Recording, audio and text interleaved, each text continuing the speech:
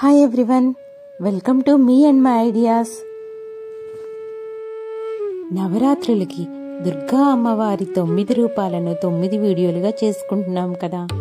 అందులో భాగంగా ఇప్పుడు లలితాదేవి అవతారానికి ఎలా అలంకరించుకోవాలో ఇప్పుడు చూద్దాం.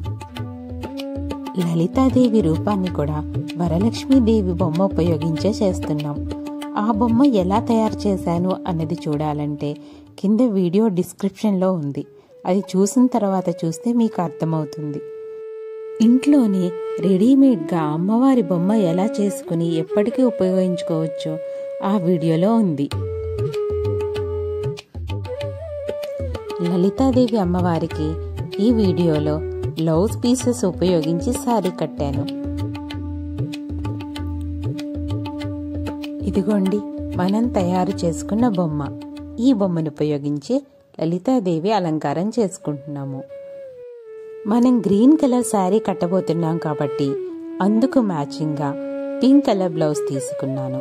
ఆ బ్లౌజ్ని 4 మడతలు వేసి అమ్మవారి చుట్టూ చుట్టి హ్యాండ్స్ కిందగా ఒక పిన్, అలాగే వెనకాల వైపు కదలకుండా ఒక పిన్ పెట్టాను. దీనివల్ల అమ్మవారికి బ్లౌజ్ వేసుకున్నట్టు కరెక్ట్గా సరిపోతుంది. అలాగే నేను ఇక్కడ ఒక గ్రీన్ కలర్ బ్లౌజ్ తీసుకున్నాను. ఈ క్లాత్ మొత్తం 1.5 మీటర్ ఉంది. బ్లౌజు లెంత్ని బొమ్మ లెంత్ ప్రకారం చూసుకొని మడత వేసుకోవాలి.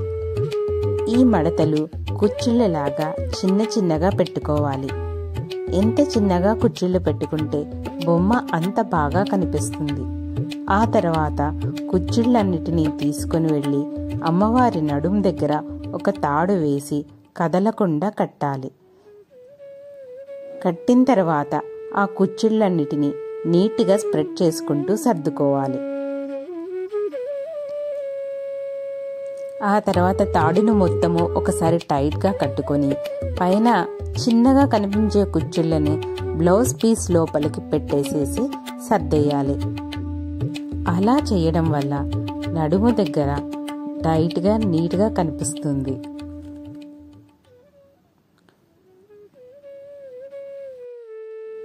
తరువాత మరొక బ్లౌజ్ పీస్ తీసుకొని దాన్ని కూడా చిన్నగా కుచ్చిళ్ళు వచ్చేలాగా పెట్టుకోవాలి. ఇక్కడ బ్లౌజ్ పీసులు అంచు ఉన్నవి తీసుకుంటే అందంగా కనిపిస్తుంది శారీ. ఆ కుచ్చిళ్ళు పెట్టుకున్న బ్లౌజ్ పీస్ని పిన్ పెట్టుకొని వెనక నుంచి ఒక భుజం మీదగా ముందుకు వెయ్యాలి. ఇలా వేసుకుని సర్దుకోవాలి. ఒకవైపు కాస్త కిందకగా వెయ్యాలి. అలాగే మిగిలిపోయిన చివరిని మరొక భుజం వైపు నుంచి అలాగే కుచ్చిళ్ళు పెట్టుకొని కిందకు వేసుకోవాలి. ఈసారిది కాస్త పైకి వేయాలి.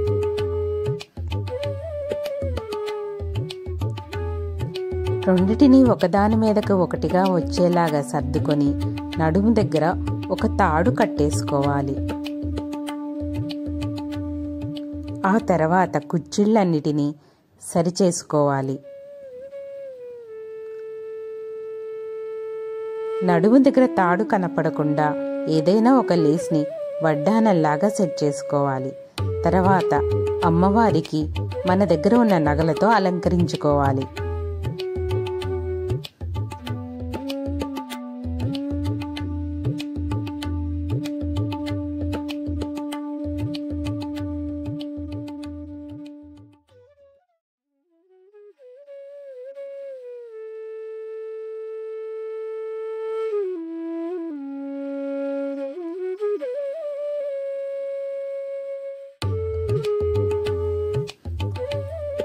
తర్వాత అమ్మవారి ఫేస్ని కట్టుకోవాలి.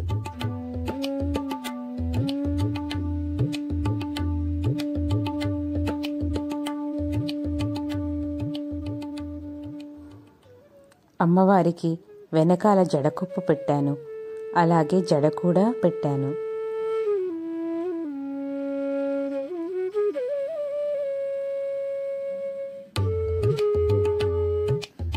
తరువాత అమ్మవారి వెనక ఉన్న 2 చేతుల్లోనూ శంకు చక్రాలను అలంకరించాను. ఈ శంకు చక్రాలు కార్డ్బోర్డ్ ఉపయోగించి కుందన్స్ వాటిని యూజ్ చేసి ఆ షేప్లో కట్ చేసుకొని తయారు చేసుకున్నాను.